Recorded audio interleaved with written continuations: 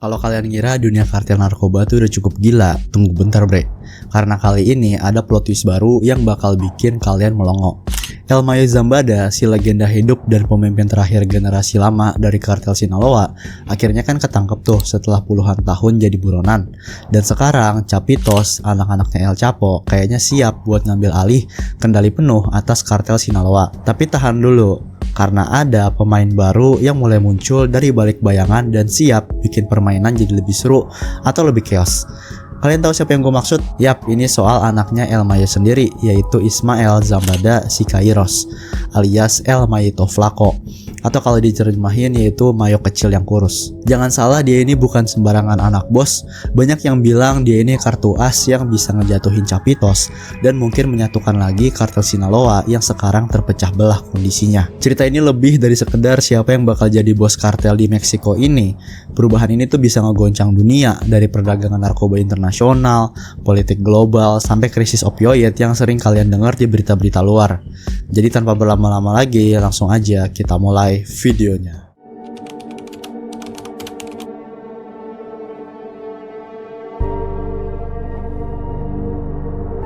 Juli 2024 jadi momen yang udah lama kita tunggu. Berita besar akhirnya pecah, yaitu Ismael El Mayo Zambada yang adalah co-founder dari kartel Sinaloa yang legendaris itu resmi ditangkap.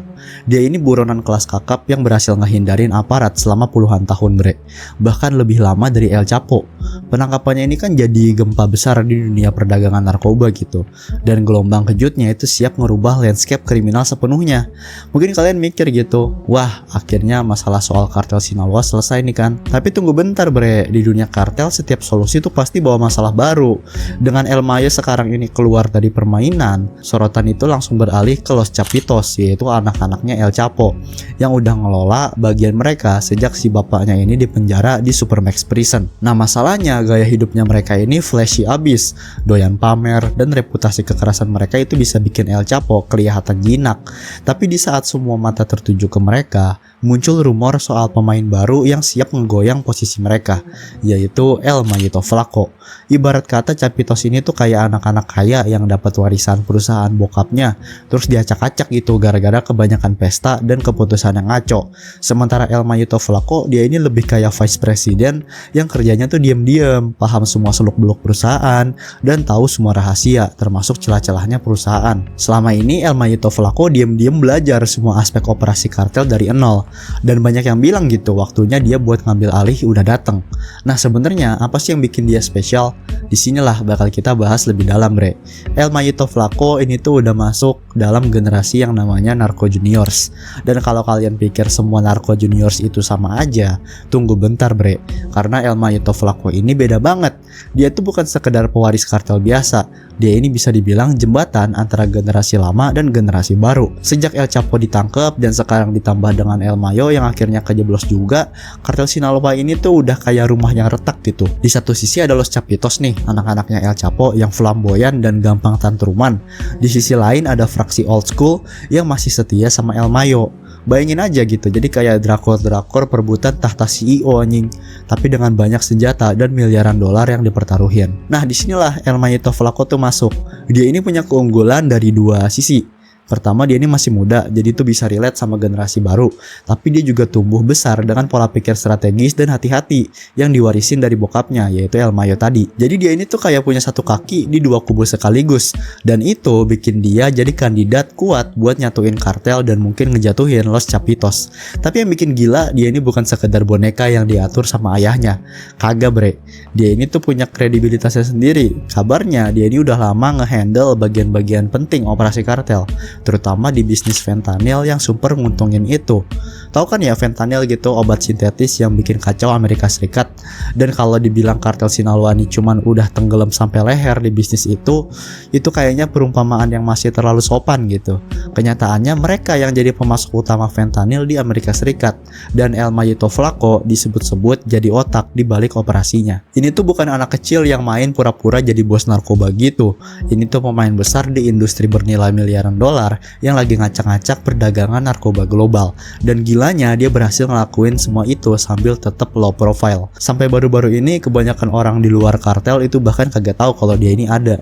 Sekarang dengan El Mayo di balik jeruji, El Mayito Flaco dihadapin pada pilihan besar, yaitu maju dan ngambil alih warisan kartel atau tetap di balik layar dan ngasih Los Chapitos kesempatan buat ngacak-ngacak kartel lagi. Dan jangan salah gitu, keputusan dia ini tuh bakal punya dampak yang jauh melampaui perbatasan Meksiko. Karena kalau dia mutusin buat maju dan nantang Los Chapitos, kita mungkin bakal ngeliat era baru di dunia kejahatan terorganisir.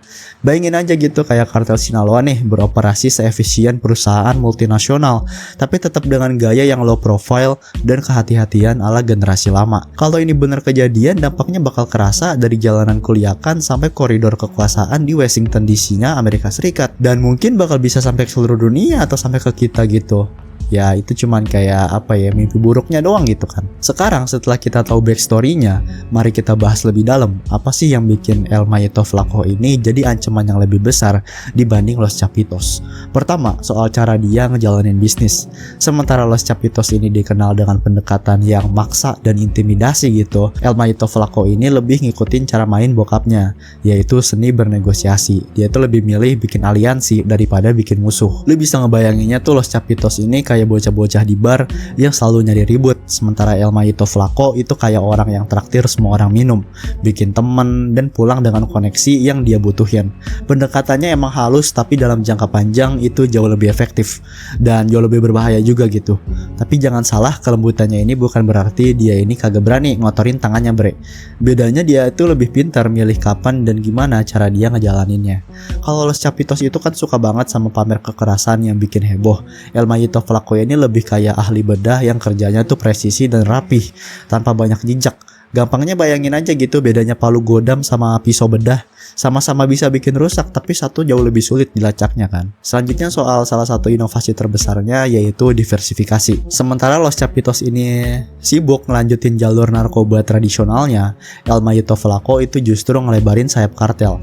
Mulai dari cybercrime, perdagangan manusia, sampai bisnis legal yang dijadiin alat cuci uang. Kartel sekarang tuh kayak punya departemen kayak punya divisi-divisi gitu untuk semuanya. Dan kalau satu jalur pendapatan ketutup, masih ada belasan jalur lain yang bisa diandelin. Hasilnya ya organisasi ini tuh jadi kagak cuman lebih menguntungkan, tapi juga lebih tahan banting. Hancurin satu operasi, yang lain bakal tetap jalan mulus gitu. Tapi mungkin kontribusi paling signifikan dari El Mayito Flaco adalah pendekatannya ke perdagangan fentanyl Kita tuh udah singgung ya sedikit soal ini sebelumnya, tapi penting banget buat dibahas lebih dalam. Fentanyl, buat yang belum tahu, itu adalah opioid sintetis yang 50 kali lebih kuat daripada heroin. Produksinya juga murah, efeknya super kuat, dan tragisnya ngebunuh ribuan orang di Amerika Serikat tiap tahunnya. Di bawah arahannya El Mayito Flaco, kartel Sinaloa ini jadi salah satu produsen dan distributor fentanyl terbesar di dunia. Tapi yang bikin dia beda dari pesaingnya itu adalah quality control. Beneran, quality control di bisnis narkoba. Kedengarannya kayak terlalu proper gitu kan ya. Kayak kok terlalu bener gitu. Tapi nyata kabarnya El Mayito Flaco ini ngejalanin protokol ketat buat produksi fentanylnya. Kenapa? Karena dia paham pelanggan yang mati itu buruk buat bisnis. Dengan ngejamin produk yang lebih konsisten, dia ini kagak cuman ngedongkrak keuntungan, tapi juga secara ironisnya ngurangin jumlah overdosis akibat fentanyl. Jangan salah paham, niatnya ini bukan berdasarkan dari hati nurani gitu untuk mengurangi kematian, bukan itu. Ini cuman murni bisnis gitu, tapi cara berpikir strategis kayak gini bakal jadi bener-bener ngeri kalau kita lihat skala dampaknya ke depannya Dan fentanyl ini kan cuman permukaan aja gitu. El Mayito Flaco juga mulai ngebawa kartel ke pasar baru. Sementara semua mata tertuju ke Amerika Serikat, dia tuh diam-diam bangun koneksi di Eropa, Asia, bahkan Australia gitu. Dan yang lebih gilanya lagi, ingat kan dia itu low profile banget. Ini tuh juga berlaku di dunia digital. Sementara Los Chapitos ini kagak bisa nahan diri buat cari perhatian, El Mayito Flaco tuh lebih pintar manfaatin teknologi. Bayangin aja gitu, mulai dari komunikasi terenskripsi, blockchain buat transfer uang, sampai pakai AI buat nebak pola pergerakan aparat penegak hukum. Dia ini beneran ngebawa kartel Sinaloa ke abad 21 gitu ninggalin kartel-kartel lain di belakangnya. Pendekatan tech savvy-nya ini tuh bikin operasinya kagak cuman lebih efisien, tapi juga jauh lebih sulit dilacak. Tapi mungkin aspek paling penting dari metodenya El Mayito Flaco itu adalah caranya ngehandle korupsi. Nyogok pejabat sih udah biasa ya di dunia kartel. Tapi dia ini naikin levelnya jadi kelihatan kayak seni gitu. Bukannya asal lempar duit, dia tuh bangun hubungan jangka panjang. Dia ngebayar politisi, hakim, dan aparat. Tapi dia juga bantu investasi gitu di karir mereka. Dia tuh bantu mereka buat naik tangga kekuasaan. Kenapa? Karena makin tinggi posisi mereka, ya jelas bakal makin berguna buat kartel gitu kan. Strategi ini terbukti sukses besar gitu. Ada rumor kalau koneksinya El Mayo Flaco ini tuh udah sampai ke level tertinggi pemerintah, baik di Meksiko maupun luar negeri. Kalau itu benar ya wajar aja gitu dia bisa operasi dengan mulus sambil tetap kagak ketahuan selama ini, karena banyak backingannya. Jadi apa artinya semua ini buat masa depan kartel Sinaloa dan perdagangan narkoba global, bre? Kalau El Mayo Flaco ini berhasil ngalahin Los Chapitos dan ngambil alih, kita mungkin bakal ngelihat kartel yang lebih kuat, lebih berpengaruh, dan lebih sulit diberantas daripada sebelumnya. Ya jujur itu masa depan yang cukup suram ya buat kita, apalagi kalau kita ingat dampak manusiawi dari bisnis narkoba ini. Tapi kayak yang bakal kita lihat di bagian cerita selanjutnya, jalan ke puncak ini kagak bakal semulus itu, bre. El Mayo Flaco itu punya banyak rintangan yang harus dihadapin, terutama dari Los Chapitos sendiri, anak-anaknya El Chapo. Anak-anak El Chapo ini kan jelas kagak bakal ngelepasin warisan bokapnya gitu aja ya tanpa perlawanan. Jadi sekarang kita udah tahu nih siapa El Mayo Flaco dan kenapa dia spesial. Nah sekarang kita masuk ke medan perang yang panas, yaitu soal kondisi terkini kartel Sinaloa. Karena ya terang-terangan aja gitu, yang kita lihat ini tuh kagak jauh beda dari perang saudara ala narko. Di satu sisi ada Los Chapitos yang terdiri dari Ivan Archibaldo dan Jesus Alfredo, serta dua saudara tiri mereka. Mereka ini udah mimpin fraksi kartel mereka sendiri sejak El Chapo dipindah ke penjara Supermax di Amerika Serikat. Mereka udah punya nama besar, pengikutnya juga udah loyal, dan reputasi yang kagak main-main soal efisiensi yang brutal. Di sisi lain ada El Mayo Flaco. Dia ini emang kagak punya nama belakang Guzman, tapi dia ini punya dukungan dari generasi lama, koneksi bokapnya, dan otak yang selalu 3 langkah di depan. Jadi apa yang bakal terjadi kalau kekuatan yang kagak terhentikan ini ketemu dengan objek yang kagak bisa digerakin? Yap, di dunia kartel biasanya sih jawabannya adalah darah di jalanan, kekerasan udah. Dan kita udah mulai lihat gitu tanda-tanda pertama dari pertempuran kekuasaan ini. Kalau perang kartel sebelumnya itu cuma soal kekuatan brutal, perang yang satu ini tuh lebih kompleks, bre. Ada kekerasan, itu udah pasti, tapi ada juga perang informasi, kesetiaan, dan kendali ekonomi. Sesuai gayanya, El Mayo Flaco ini main permainan jangka panjang. Bukannya langsung berhadapan dengan Los Chapitos, dia ini perlahan-lahan ngerusak basis kekuatan mereka. Kabarnya dia itu nyuri letnan-letnannya terbaik mereka gitu, terbaiknya Los Chapitos, bikin kesepakatan sama pemasok mereka, dan kalau rumornya bisa dipercaya, yaitu dia bahkan sampai ngasih informasi ke aparat penegak hukum buat ngeganggu operasinya Los Chapitos. Sementara itu Los Chapitos balas dengan cara yang paling mereka tahu, yaitu kekuatan penuh aja udah kekerasan gitu. Mereka memperketat wilayah mereka, makin ngerapatin genggaman di politisi lokal dan aparat hukum, terus juga ngasih contoh hukuman ke siapa aja yang dicurigain kagak loyal sama mereka. Tapi yang bikin situasi ini makin ngeri, pertempuran ini tuh kagak cuma terjadi di Meksiko. Perebutan kendali kartel Sinaloa ini punya dampak global. Di Chicago, hubungan distribusi lama mulai pilih kubu. Di Kolombia, petani kokain mulai berspekulasi siapa yang bakal menang. Bahkan di Australia, dealer narkoba tuh udah mulai milih tim di babak perebutan kekuasaan dari kartel Sinaloa ini. Dan di tengah semua ini, orang-orang biasa di Sinaloa dan sekitarnya yang harus bayar harganya. Karena jangan lupa, sementara para bos kartel ini sibuk perang, yang menderita adalah rakyat biasa. Kekerasan di jalanan nanti bakal meningkat, narkoba juga makin banyak masuk ke komunitas, dan ketakutan jadi hal yang makin lumrah gitu. Jadi siapa yang bakal menang di Narco Game of Thrones ini? Ya masih terlalu dini sih menurut gue buat ditebak ya. Tapi yang jelas siapapun pemenangnya, hasilnya kagak bakal bagus buat kita semua rakyat biasa. Mari kita mulai dari hal yang paling jelas, yaitu narkoba.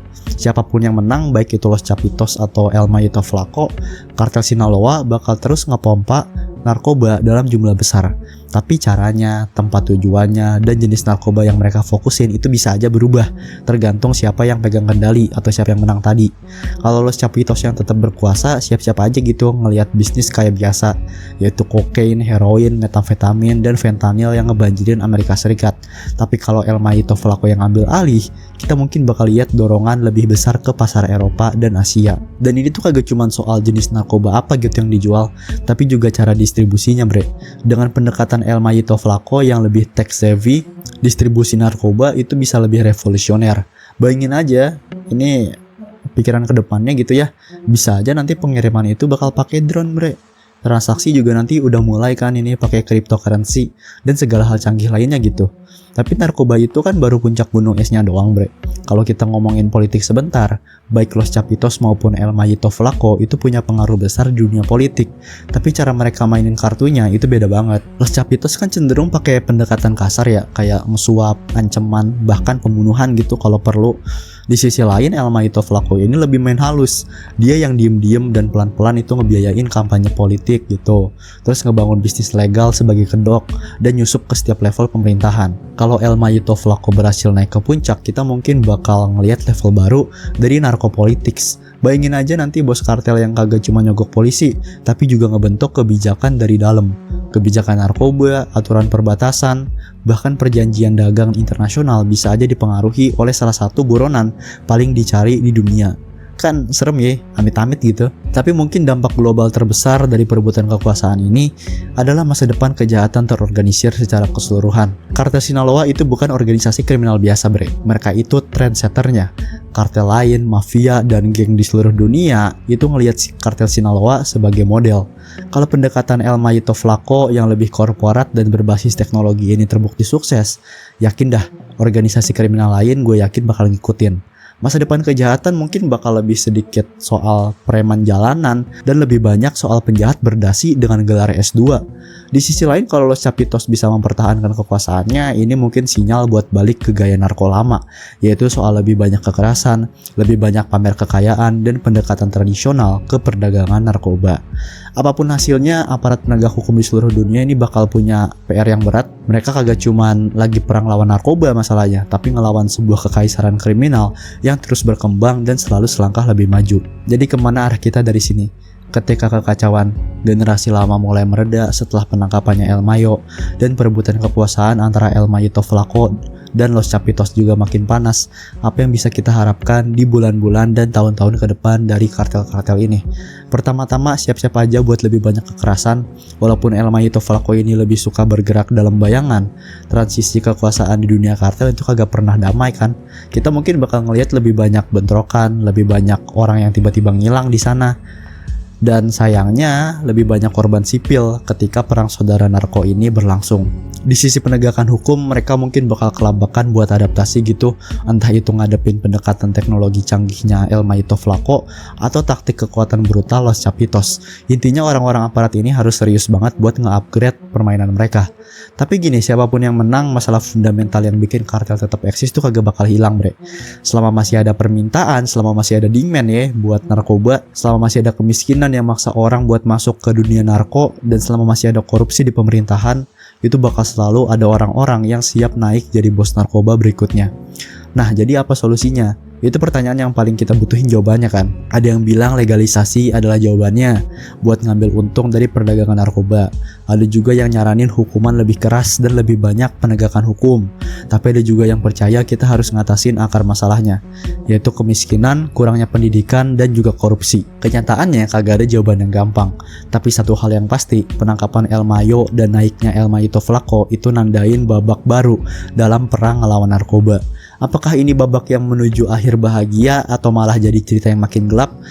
Cuman waktu yang bakal bisa ngejawab. Dan waktu kita ngelihat lebih dalam dunia kartel Sinaloa ini, penting buat diingat bahwa di balik semua perebutan kekuasaan dan bisnis miliaran dolar ini, ada biaya manusia yang nyata, bre. Keluarga yang hancur karena kecanduan, komunitas yang hidup dalam ketakutan, dan nyawa yang hilang karena kekerasan. Itu, bre, adalah warisan sejati dari perdagangan narkoba.